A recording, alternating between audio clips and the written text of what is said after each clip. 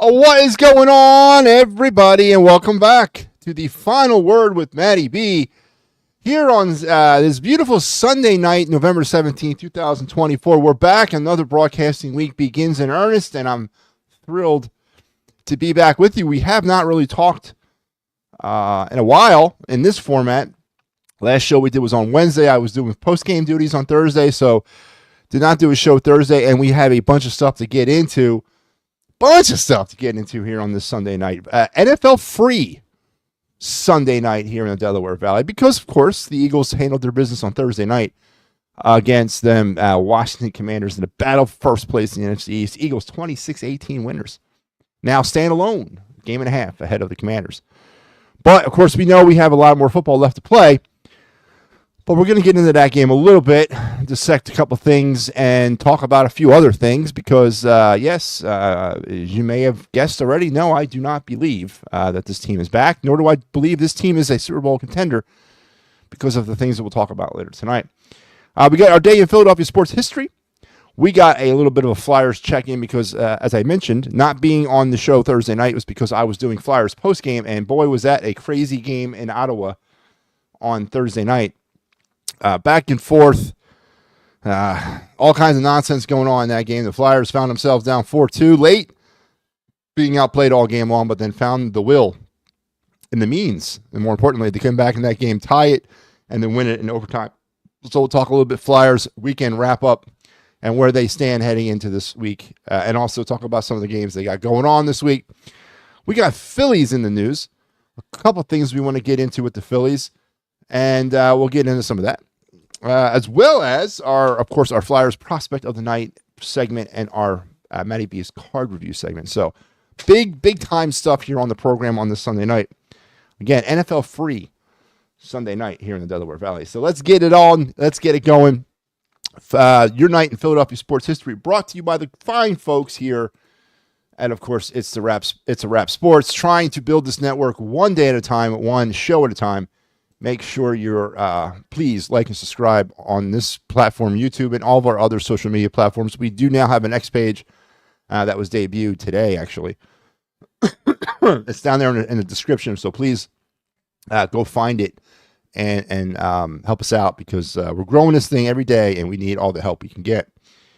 Your day in Philadelphia sports history is Flyers related. On this night in 1900 and 1985, in a 5-4 win over the New York Islanders in overtime, the Flyers had a little winning streak going in 1985 to start the season off.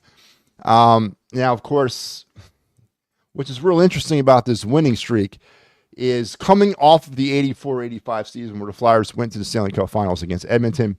Coming into 85-86, they were one of the more favored teams in the Wales Conference. And remember those days, Patrick Division, Wales Conference, right? Remember them days? Those ancient days of hockey past.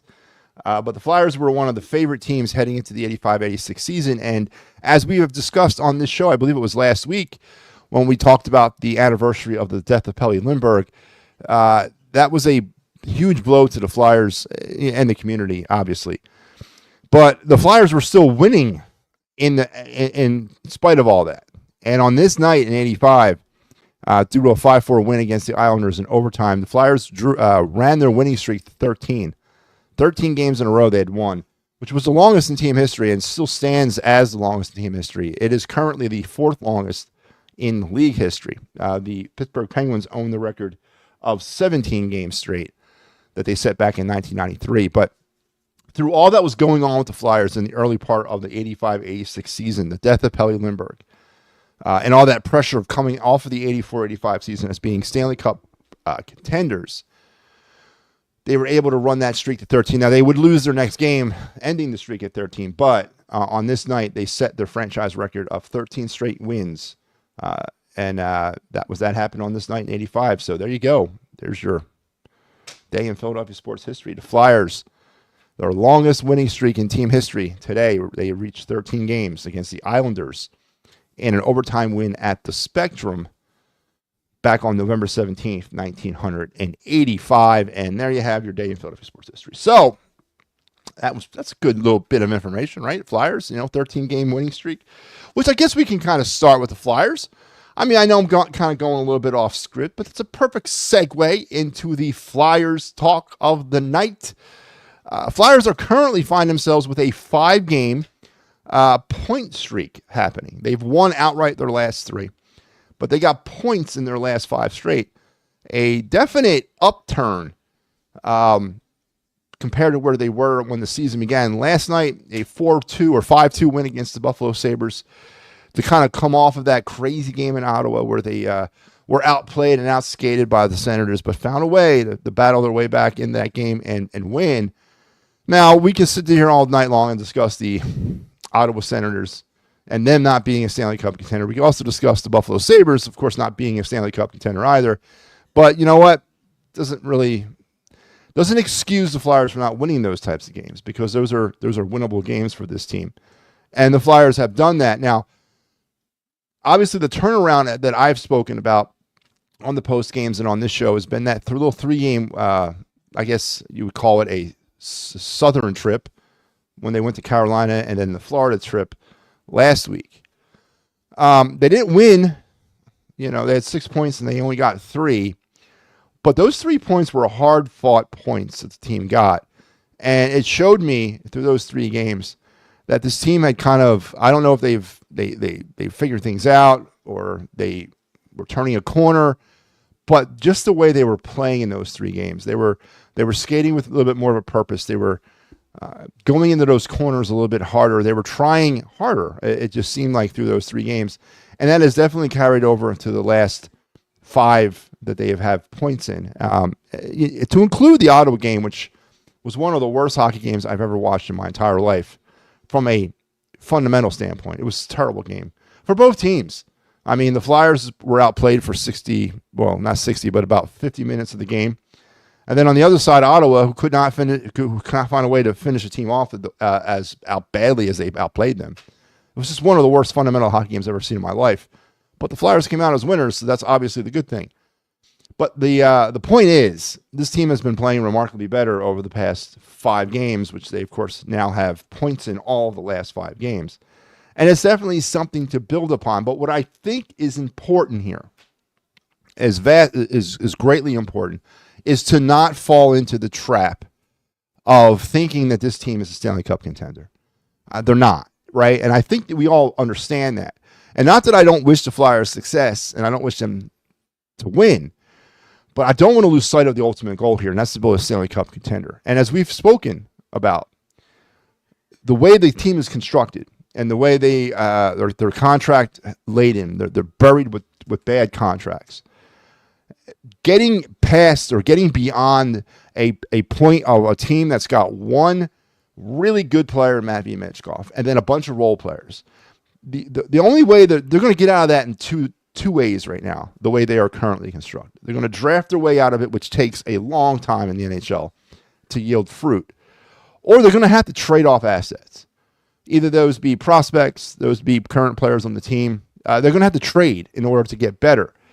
And, I think one of the things that we have done as a fan base over the past few years is stop looking at, and this goes for all 4 majors. I'm not even talking about the Flyers specifically. We've stopped looking at the name on the front of the jersey, and we're more concerned about the name on the back, which is a cardinal sin in being a fan. It's not about the players that are here. It's always been about the team. It's always been about what can be done to help the team out most. And there are some young players on the Flyers that I definitely can see going forward into this rebuild or into the new glory days, whenever they may be. But there are also some young players in this team that I don't see here. And I'm not saying the trash young players, because I think we've identified some players that are not going to be part of this rebuild. And they're probably not going to do much in helping us with the trade values of getting them out of here, because they just haven't really worked out. Morgan Frost is a player that you can kind of throw into that category. He just hasn't worked out. And if you decide to move off of Morgan, you're not going to get much in return from him. There's nobody out there looking for a fringe 6-line forward who lacks scoring touch. Nobody's saying that that's what we're missing in order to put us over the hump to win a Stanley Cup. That's not happening, right? So Trading a player like Morgan Frost, you'd probably definitely be able to move him for something. I don't know what it is, but it's not going to be something that's going to impact you on the back end. So focusing our attention on trading some of these younger players that might be actually working for us, but actually might pose greater value in our effort to get better as a team, trading them versus keeping them is, I think, the hard reality that the Flyers are soon to have to face. And those players are players like, and we talked about it again, Sam Ersson. Sam Ersson, who continues to kind of build his resume as a starting goalie in this league.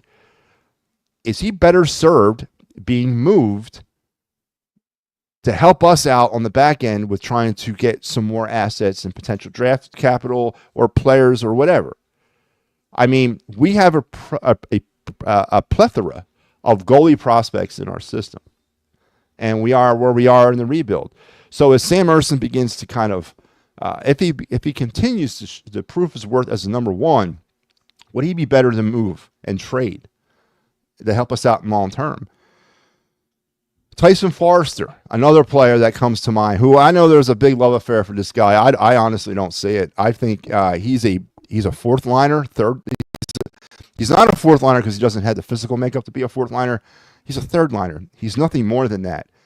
Is he a good player? Absolutely. But again, is he a player that would serve this team better if we moved him along and got some assets in return? And he's movable. He's an RFA. He's under team control. Manageable contract.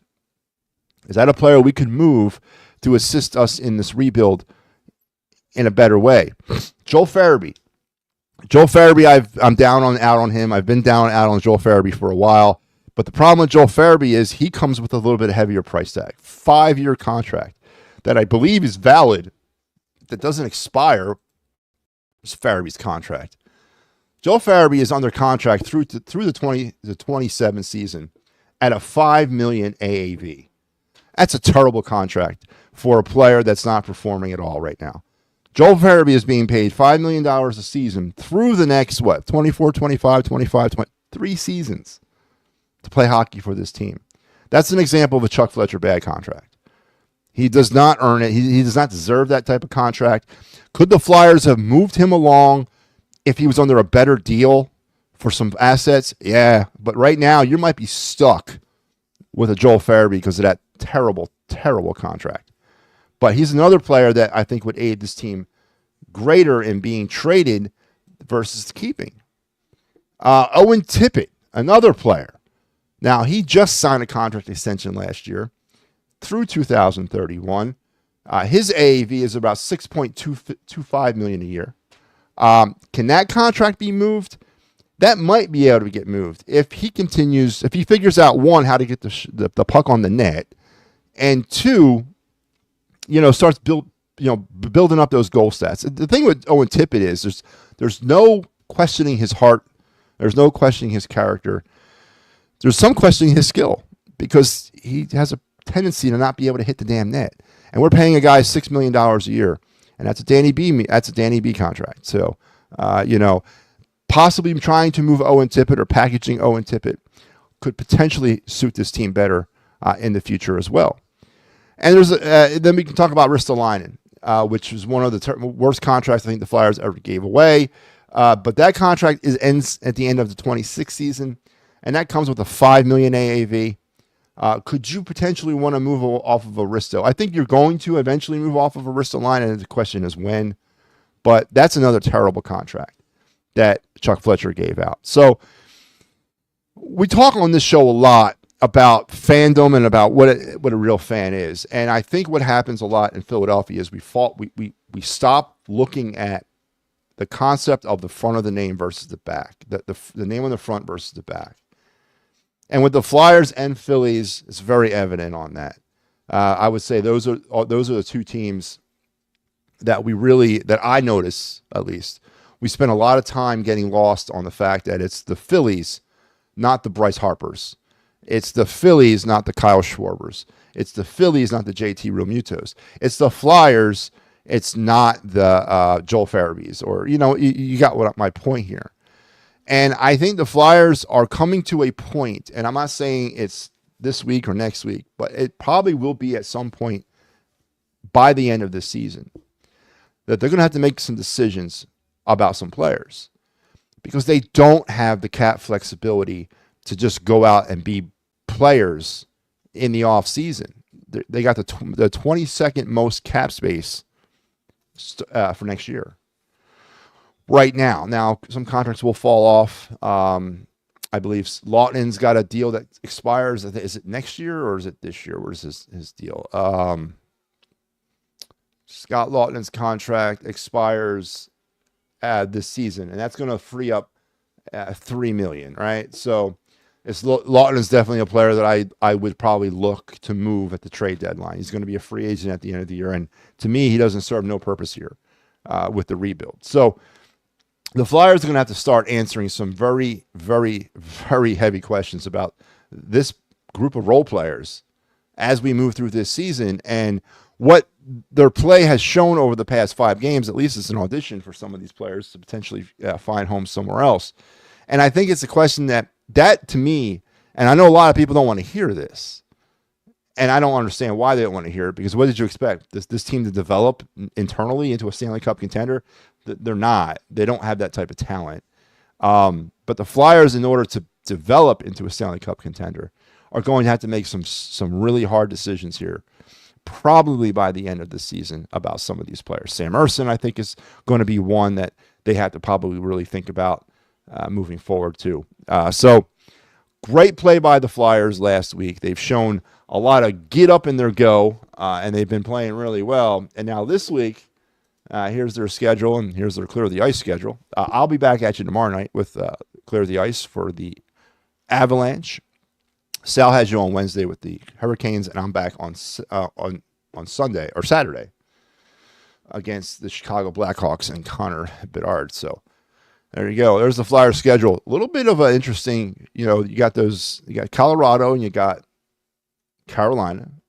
They're going to be interesting games to watch, see how this team does. And then you got the Blackhawks. So interesting week of hockey here for the Flyers. All home games as they started a 5-game homestand the other night or last night against Buffalo. So hard questions are going to have to be answered about this hockey team. And you just can't wave a magic wand and be like, yeah, we're just going to be good.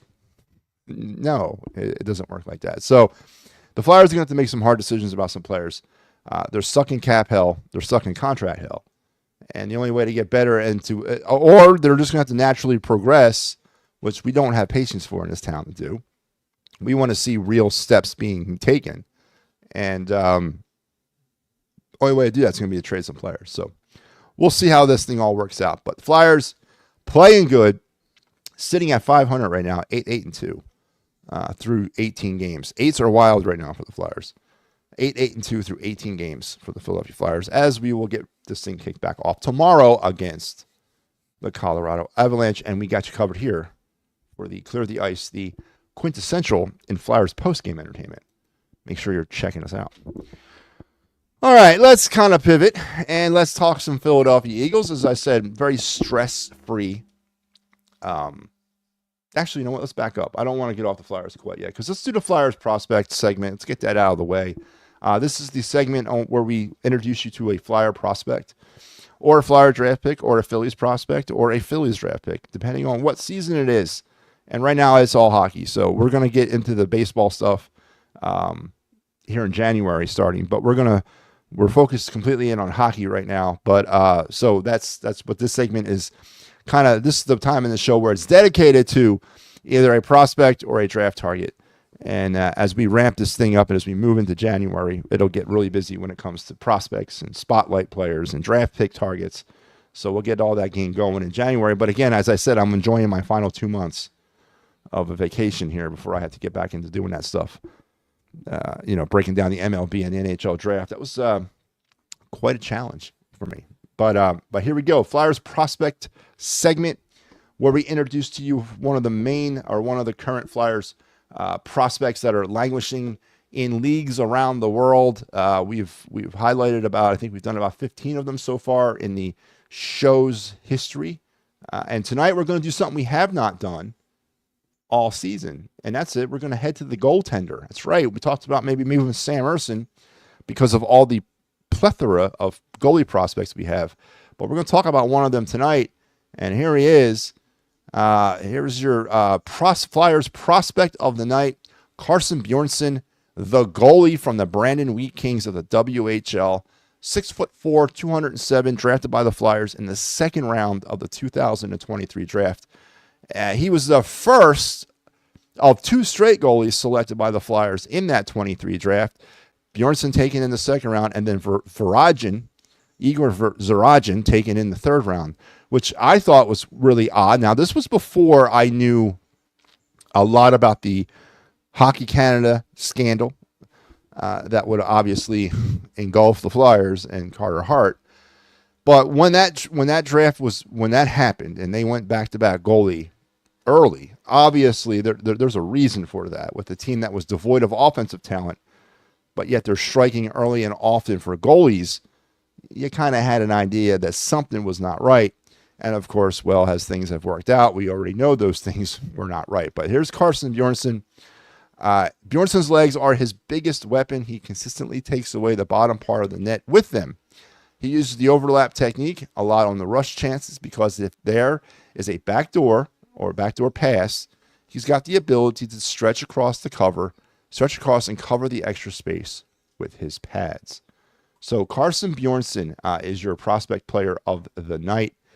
He was in camp this summer, had a good camp for the Flyers. They obviously sent him back to the major juniors. This is only his second year, I believe, in Brandon, as he's a younger player. But so far this season, through 10 games for the Brandon Wheat Kings, he's got a 2.82 goals against average with a .920 save percentage.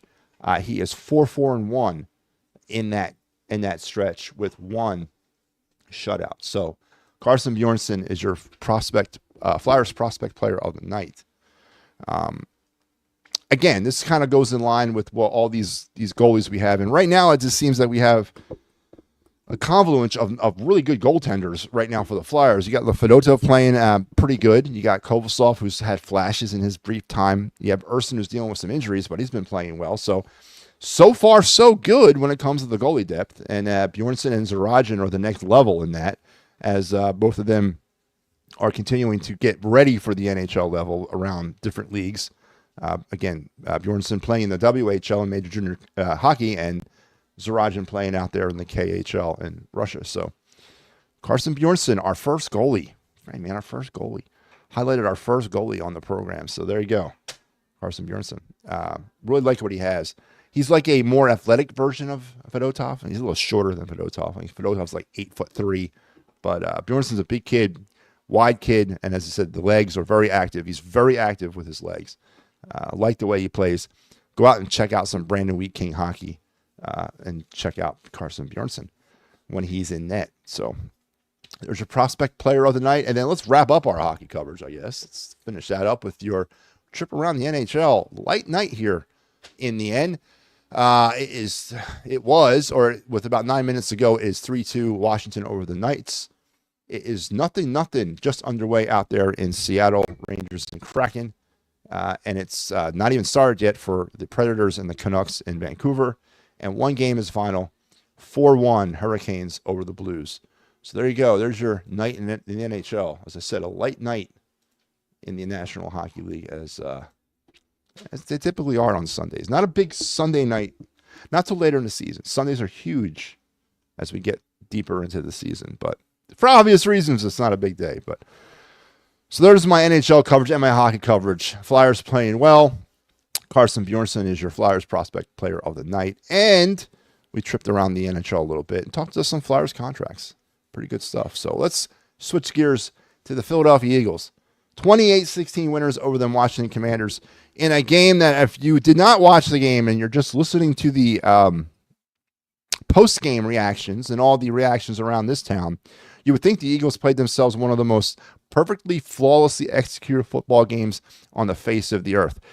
That could be furthest from the truth if you watch that game. 3 first-half points as the Eagle offense continues to be stymied early in games. Continues to just not be able to get out of its own way early in games. Continues to make the wrong decisions early in games. The indecision of the quarterback is starting to become a problem. But they did turn it on in the second half. And football is not a game of one half. It's two halves, and I understand that. But they scored 3 points in the first half and 23 points in the second half. They are riding their defense, which is something to me that is so crazy to say, that through 10 games, 8-2 now on the season, 6-game winning streak, first place all alone in the NFC East. The Eagles are riding their defense to this start. And that to me is scary. It's scary because that shouldn't be what's happening. It's scary because I don't know if the defense is playing above their heads, if the defense is playing better or more athletic because they're healthy, if the defense is playing better or more athletic because of Vic Fangio, or if the defense is playing better because of all of the above. Because it seems to have come out of nowhere. Now the additions of Quinyon Mitchell and Cooper DeJean, sorry, and then the healthiness of Nakobe Dean and the added play of Zach Bond have definitely kicked this defense right in the butt, and I will give them that. But is this something that, banking on heading down the stretch, the Eagles can rely upon and depend upon the defense to continue to play this way? I would love to say it is. They got one more turnover again this weekend. Their turnovers forced now are up to 13 on the season. So they're getting better, averaging over a turnover a game. They got to Jaden Daniels 3 times for 20 yards, which, again, now takes up their total to 28 sacks on the season. They've given up 29, but that's on the offense. But is the defense good enough to carry this team to where it needs to be? And that's another question, is where is this team headed? Is this a Super Bowl team? Are we talking Super Bowl again? I heard some complete hooey today from a guy who thinks that the Eagles are the top 3 in the NFC, that they are top 3 in the NFC as far as talented teams. I disagree with that 100%. I think there's other teams out there that are better than the Eagles. I like what the Eagles are doing, but can they maintain it through the rest of the season? 13-25 was the record of the teams that the Eagles beat coming into before the Commanders game. Commanders weren't no slouch. I will give you that. 7-3 heading into that game. And the Eagles, in the largest spotlight of the week, on the national stage, only game in town, could have very easily taken that first half drecky performance by the offense and just let the game slip away, but they didn't. They rallied, and they came out in the second half, and they played better. Is the offense concerning you, though? Defense obviously is not. There is one concern from me on the defense, is can this last? Obviously, that's the biggest thing I have for the defense, because there's no real, when you're looking at the players that are rising above everything, there's no tape to pull from. There's no trends to talk about what Quinyon Mitchell is going to do, or Cooper DeJean's going to do, or Zach Bond. There's no trends of these guys because they've kind of just shown up on the scene. Is this another case of players that nobody knows anything about? They don't have tendencies for these players yet. Are offensive coordinators looking for those tendencies now? And when they find those tendencies against these defensive players, are they going to be able to neutralize them? We can say the same thing for defenses as we can say for quarterbacks and offenses when it comes to making adjustments against them. So, or is this Vic Fangio's magical, mystical style rising above everything? I mean, I would love to know. But we're getting contributions on the defense from some very unlikely sources. Not to say that it's not welcomed or appreciated. It's great. But we did not come into the season thinking the defense was going to carry the day, and they have up to this point. But the question I have is, where's the offense in all this? They cannot feasibly continue to get off to these slow starts and expect, when these games get a little bit more tighter, when these games get a little bit more important, when these games get a little bit more tight, they cannot expect to get off these types of slow starts and still be in a game against the Detroit Lions, who laid 52 points today on the Jacksonville Jaguars. Lions beat the Jaguars 52-6 today. The Eagles struggled to beat the Jaguars, and the Jaguars laid 23 points on the Eagles. So I'm asking, and don't look at me like I'm crazy, all right? And everyone's going to say, I love how Eagles fans deflect all this. Well, you can't really talk about those teams like the Lions or the Chiefs. They're different levels. Well, isn't that the level you want to be at? Isn't that the level that we all want the Eagles to be there? I mean, why can't you say it? Why can't you just say the Eagles are as good as the Chiefs and as good as Lions? By the way, the Chiefs fell today. No longer is there an unbeaten in the NFL, so the 72 Dolphins, enjoy your champagne. But is there concerns there that we cannot allow our offense to continue to struggle early on in games and expect them to be in a game at the end of the first half? The defense, again, has been playing over its head, but how long can that last? And how comfortable is everybody out there heading into the stretch run of the season with an offense that has not figured itself out? That an offense that has figured out an identity, but for some odd reason, that identity goes against all the great players that we have on the offense. You got Saquon Barkley doing his thing. I mean, MVP type season. Me and Kyle Quinn talked about this last week. I know they don't give an MVP out to a running back, and they haven't done it since 2012. But is it a legitimate situation if he continues in this pace, in this clip? Is he an MVP candidate? He's got to be, right? He's definitely got to be in the conversation. But can he continue to carry the load like this through the next 6 or 7 games and into the playoffs, mind you? Saquon is not the most durable person in the world. And when he gets hurt, it's those big ones that he gets, right? And don't give me, well, he's not playing on MetLife. Well, none of his injuries ever occurred at MetLife, by the way, for those of you who do not know that. All his major injuries that Saquon Barkley has incurred throughout his career occurred on the road. None of them happened at MetLife Stadium. So that's got nothing to do with nothing. So, but is the one level of the Eagle offense, is that enough? Does that give people confidence heading into the stretch run? And the weakest link on this offense has got to be your quarterback. The weakest link on this offense has got to be Jalen Hurts. And the Eagles' inability to unlock the playbook fully with Jalen Hurts at the helm.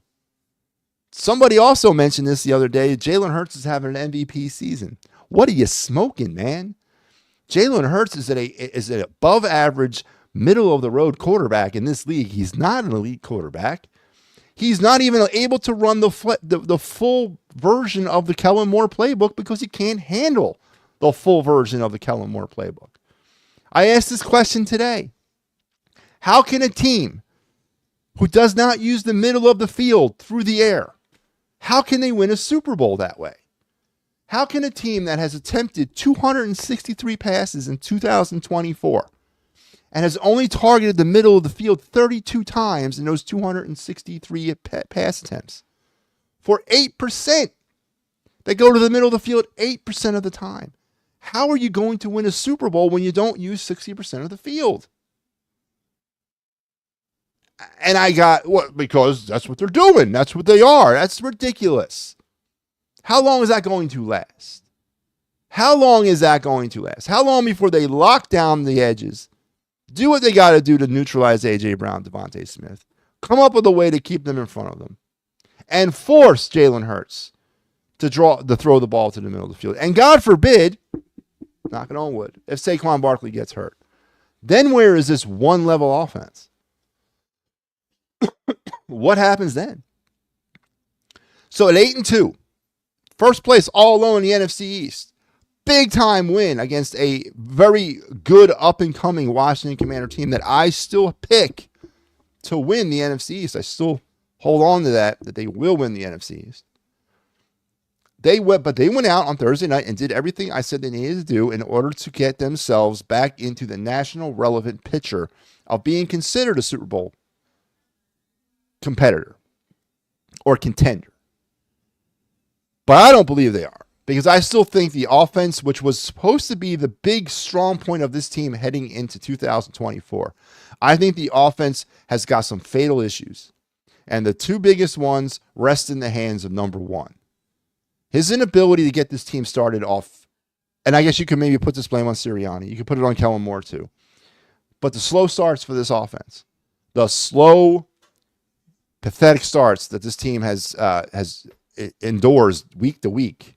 Another bad first drive for the Eagles last week. Again, on those 15 scripted plays, the plays that are supposed to be practiced the most, they came out and laid an egg.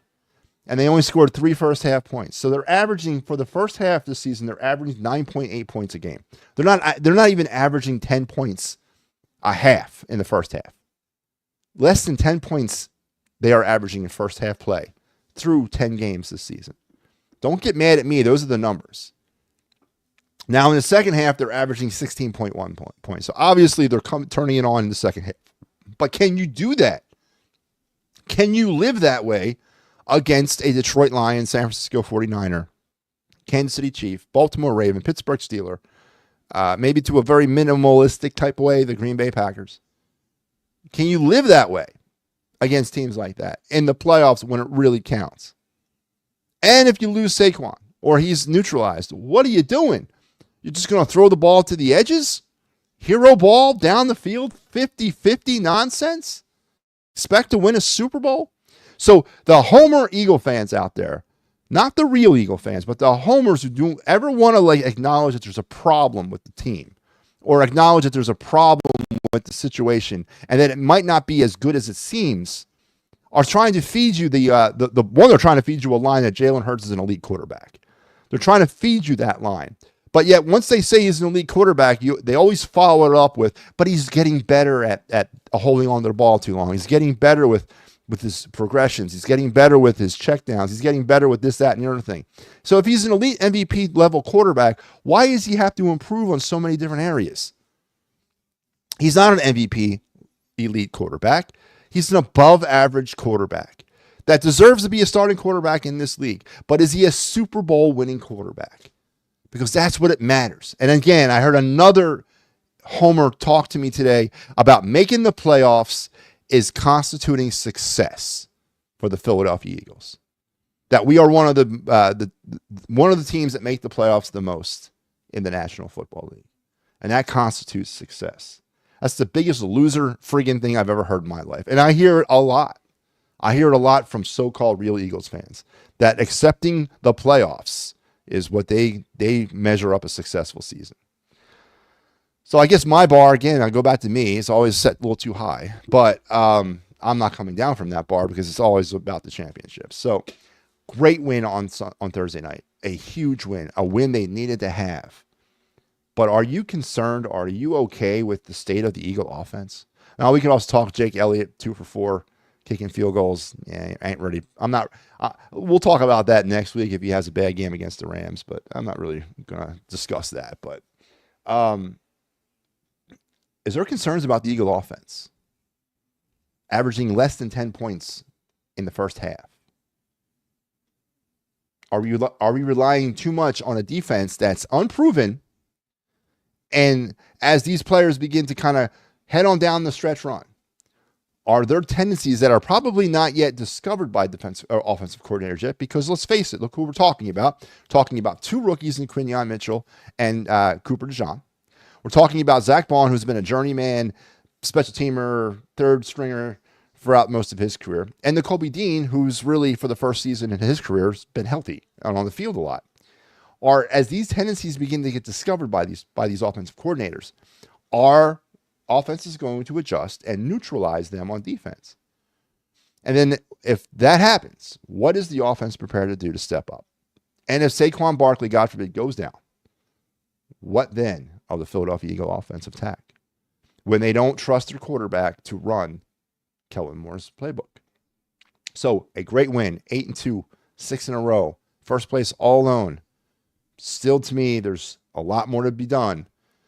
And like we talked about last season when they were 10-1, and I had to listen to all that other nonsense about them winning a Super Bowl, and there was so many problems with that team. Now, I don't have the same vibes this year that I did last year for them, so I don't see a cataclysmic collapse. I don't think that's happening. I think this team will probably win at a minimum 10 games this year, which will go against what I had them as 8-9. But I don't think ultimately they're going to win a Super Bowl. I just don't think they're talented enough, especially on offense, which I can't believe I'm saying that, but especially at the biggest position on offense, the quarterback. So yeah, it was a good week. Now we got the Rams, little mini bye week. Got the Rams coming up. Don't forget, here on this network, we got you covered with the quintessential Eagles pregame show, the Birds Blast with Kyle Quinn, Thursdays at 6. So make sure you're back for that. Me and Kyle will give our final word on the Commanders game, and we will break down the Rams as the Eagles hit the coast for Sunday night football next week, by the way. Sunday night. I wonder if they'll flex that game. Probably not. But let's talk about the NFL. We briefly spoke about it. Currently, right now, in the Sunday night game, it's 21-6. The Chargers all over the Bengals, man. What has happened to the Cincinnati Bengals? Oh, wow. Chargers leading 21-6 over the Bengals. Games that have gone final, the Packers 2019 winners over the Bears. As I mentioned, the Lions stomped it all over the Jaguars 52-6. 52-6. Lions beat the Jaguars. Is it just a matter of time now before Doug Peterson finds his way on the unemployment line? Or do the Jaguars let Peterson finish out the season? They're 2-9 now on the year and just done. It was 23-13 Minnesota over Tennessee, 34-19 Miami over the Raiders. It was 28-22 Rams, our opponent next week, over the Patriots. It was 35-14 Saints over the Browns. They have now won 2 in a row. Saints have, after losing 7 in a row. It was the Colts over the hapless New York Jets, 28-27. Aaron Rodgers, obviously a bust. Obviously, everything that the New York Jets touch turns to crap, and everything they touch turns to garbage. Wow. It's just a bad organization. I said that I believe I had them winning. I took them in this week's game, and I said if the Jets were to lose this game, then I was done. I was one of the biggest advocates of the Jets for some reason. I just looked at their draft picks year after year after year, and I just kept thinking, well, there's no way that they can continuously be this bad. And they bring Aaron Rodgers in. And they are, man. They are just that bad. And I'm done, man. I will never pick the Jets to win anything ever again. It's not like a big loss in my life. It's just really, really, really pathetic. It was the Steelers over the Ravens in a great game today, 18-16. 38-6, the Broncos over the Falcons. It was the Seattle Seahawks 2017 winners over the 49ers. Something's wrong in San Francisco this year. And in the game of the day, it was the unbeaten Kansas City Chiefs falling today to the Buffalo Bills, 30-21. The 72 Dolphins drink up, enjoy your champagne, as they will remain the only undefeated team in NFL history, as the last unbeaten fell from the ranks today. So there you have your NFL scores. And, of course, the Eagles 28-16 winners on Thursday. And then tomorrow night, to wrap it all up, the Battle of Texas, Houston and Dallas. Terrible game. So there you go. All right. Good stuff, baby. All right, let's move to the Phillies now, as we got some Phillies in baseball. The Major League Baseball postseason awards are wrapping up. We got a couple more to go. Let's kind of go and kind of recap what's been happening. The awards that have been announced, or actually the awards that are pending, as this is the final week of it, I think. Is it 22nd this week? Yes. So by the Friday, we'll be done with this. But so far, this is what's left for them to announce this week. Rookie of the Year awards on the 18th. The Manager of the Year on the 19th. Cy Young on 20th. 21st is the MVP awards. And the 22nd is the Heart and Hustle awards. Right? Last week, they announced their all MLB teams. Their Hank Aaron Award winners, the Reliever of the Year, and the DH of the Year, as well as Comeback Player of the Year. And we got Silver Sluggers. That was the week before that. So we got through a lot of them last week. Just to kind of backtrack a little bit, the Phillies did have 2 representatives on the All MLB Team of the Year. Zach Wheeler was a first team member, and Bryce Harper a second team member of the All MLB Team. That was announced on the 14th. That means now we have Bryce Harper, who has won a Silver Slugger and has been recognized for second team All MLB, and Zach Wheeler, who's been recognized for first team All MLB team honors. Now, Zach Wheeler is a finalist or in the conversation for Cy Young, so we'll see what that happens, but not really a very shocking. I mean, not many Phillies involved in postseason honors this year, man. I mean, we kept saying how much of a great season it was, especially in the first half. I guess if they would have given these awards out in July, we probably would have had a better chance. But a lot of Phillies getting the snub, a lot of nominations, but nobody really pulling it home. Let's talk about some of the Hank Aaron Award winners, which were given to Shohei Ohtani of the National League and Aaron Judge of the American League. No real shock here. The reliever of the year awards went to Ryan Hesley of the Cardinals and Guardians Emmanuel Clase. Again, not really that big of a shock here. And your most outstanding DH for the year was Shohei Ohtani. There's not an AL/NL. It's just one DH. So that was given to Shohei Ohtani. Your comeback players of the year were the Braves' Chris Sale and the White Sox' Garrett Crochet, which of course is a name that the Philly fans are starting to listen to about potential trade to the Phillies. And we already talked about Silver Slugger earlier in the week. So there you go. There's everything that's left. Again, Rookie of the Year, which will be tomorrow. Manager of the Year, which will be on Tuesday. Wednesday is your Cy Young Awards. Thursday will be your MVPs, and then Friday your Heart and Hustle Awards. And that'll be it. That'll be all the MLB postseason awards for this year. One final Phillies note, because I think this is interesting too. The Arizona Fall League has concluded, and your Arizona Fall League player of the year, I guess you call that there, Andrew Painter. That's right, Andrew Painter. Awarded the MVP of the Arizona Fall League this year. The entire league. 15 and a half innings pitched, 2.30 ERA, second best ERA, and an 18 strikeout, 4 walk, or a 4 strikeout, 18-4 bases, strikeouts to walks ratio in 15 and 2/3 innings. So he struck out 18, he walked 4. As reports were his velocity was back, it was getting better every start he made. And that's the biggest thing. And the biggest thing, of course, no discomfort or injuries reported from Andrew Painter as he was he pitched through the rest of the fall leagues and did not get hurt. So that is great news, as the Phillies are, I think, looking at Andrew Painter, and I'm looking at Andrew Painter as being a contributor at some point, in some way, shape, or form in 2025. Now, do I expect him to come right out of spring training and join the rotation? I do not. But do I expect to see him sometime at the very minimum, mid-May? Yes. I think that's not a unrealistic expectation. As you know, the Phillies enter the season right now, at least, with some real question marks with that starting rotation. So Andrew Painter, congratulations, bud. He is the Arizona Fall League Player of the Year. Amazing.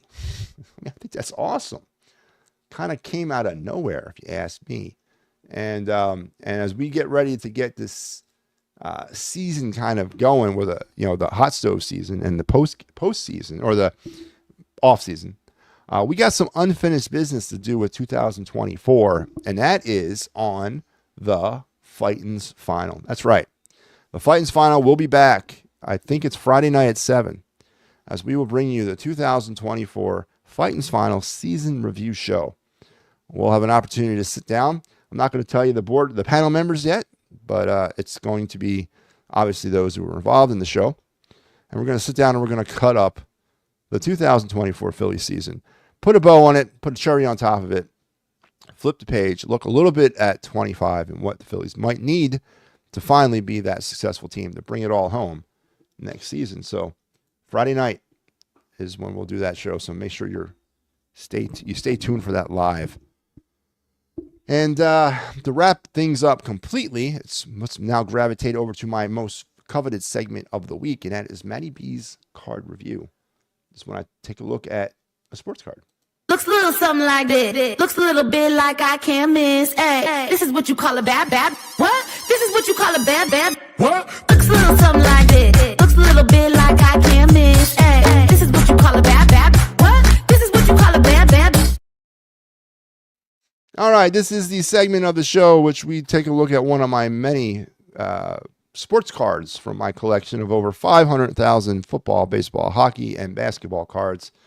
We sit down and we talk about some of its financial value, some of its nostalgic value, some of its just overall ability as a card, as a player, importance, non-importance, design, year, all those types of things that we usually talk about that kind of got you all excited about collecting sports cards in the first place.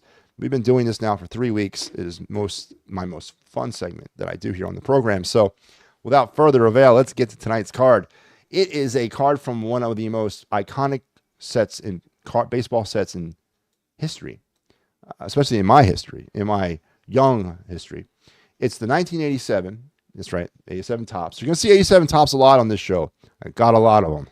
But the 87 Topps, Robin Yount. That's right, Robin Yount, the Hall of Fame third baseman for the Milwaukee Brewers, is this card here is one of his more expensive cards, one of his more lucrative cards. Now, granted, the cards from the 70s when he broke his rookie card is pretty valuable.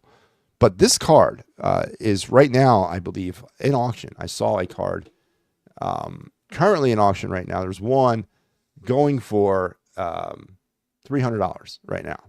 And there's another one for $2,000. So this card varies in its financial windfall.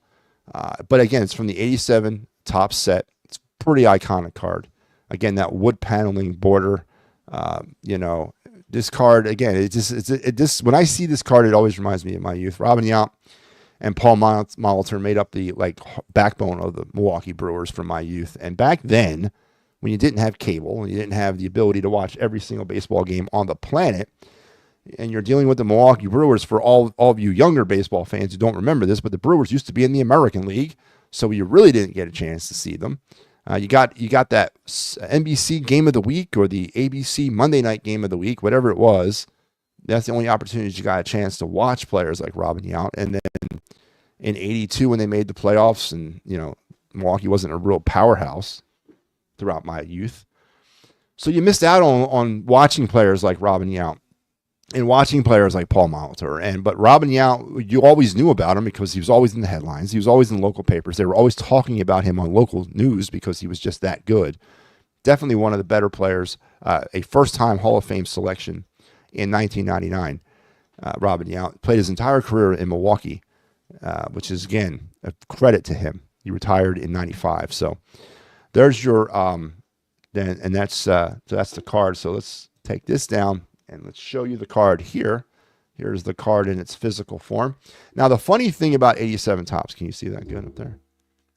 The funny thing about 87 Topps, or at least the 87 Topps that I have, and again, all these cards that I'm showing you from the 87 series of Topps, I picked these cards out of packs as a child. My hands were on these cards as a 13-year-old or 14. How old was I in 87? Yeah, 14. Was I 14? Yeah, I was 14. As a 14-year-old, my hands touched these cards because I pulled every single card. There was no going to the store and buying them in sets. You bought them, if you could afford it, you bought them as a box. And, but you never got the entire set in the box. You got like a bazillion doubles. I have 7 of these cards, actually. 7 of these cards. But the problem with a lot of my 87 Topps, I got a batch of cards that were cut terribly. And the ones that are, if you look at a card, and now this one is kind of like that. This is not, actually, this one's pretty good, but there's a few of them. And this card, as I said, I have 7 of these. Some of them, there's a real off center of the cut here. The cut's really bad on the side, kind of just like it almost looks diagonal, as that bad. So this one is in really good condition. Now, the one that's currently being auctioned off at $3,000 is a PSA 9, and I think this would grade as a PSA 9. Don't know about the others that I have because I said there's some pretty bad cutting on some of them cards, the way they were cut off the sheet. So, and I ended up getting the majority of them for some odd reason. They came to Northeast Philadelphia, that set. I don't know how they ended up coming to my neighborhood, but they did. But this is definitely the best card out of the Robin Younts that I have. I would put this at a 9. I don't think you're going to get $3,000 for this card. I mean, it's not as rookie. As I said, it's an iconic card. It's from an iconic set. And most of the cards from these players of the 80s, the Ripkins, the McGuire, Schmidt, Rose, Yount, Molitor, Henderson, Puckett, most of those 87 Topps cards of these players are pretty elevated in expense because of the iconicness of the 87 Topps. And here it is here. So there's your card for the night, the 87 Robin Yount Topps baseball card. So hope you enjoyed MattyB's card review segment tonight. Remember, on the program or on the network tomorrow night at 7 o'clock, so we're going to get the week kicked off for you. Join Sal G with the wraparound. He's coming at you every Monday night, and he'll be back on Monday. And then following Sal G and following the Flyers game tomorrow night, make sure you're back on the network for the Clear the Ice post-game Flyers Avalanche. I got the call, so there will be no final word tomorrow because I have the post-game. But we'll be back on Tuesday night for the final word. So never fear, we're not going anywhere. Tonight was a great show. We talked. Your day in Philadelphia sports history was the Flyers setting a team record of a 13-game winning streak on this date in 1985. It was your we got into some Flyers and how they're playing remarkably better, but don't fall in love with the names in the back of these jerseys, folks. Remember what the goal here is to get better and win a Stanley Cup. So some hard decisions are going to have to be made with some players very soon. Talked about some Eagles, 8-2, 6-game winning streak, all alone in first place in the NFC East. But is the offense giving anybody else a little concern about these slow starts? And how long can the defense carry the offense before offensive coordinators start figuring the defense out? And the weakest link on this offense is, unfortunately, your quarterback, Jalen Hurts. And how much could Jalen Hurts actually do to make this team win a Super Bowl? We talked about some Phillies news. Andrew Painter, your Arizona Fall League MVP, and the awards season in Major League Baseball will finish up this week with some big awards. Zach Wheeler in the running for Cy Young, as well as Bryce Harper and Wheeler making the all MLB teams. Wheeler making the first team and Harper making the second team. So far, we have a Silver Slugger for Harper, a all MLB team honor for Harper, and an all MLB team honor for Wheeler. Not pretty good for a team like the Phillies, who were allegedly one of the better teams in all of baseball. And we wrapped everything up with our card review segment. So great talking with you tonight. I hope you guys enjoy the rest of your Sunday night and you have a even better tomorrow. And we'll be back for the wraparound with Sal G tomorrow at 7, and then Clear the Ice with me tomorrow night after the Avalanche game. You guys have a good night. See ya. I've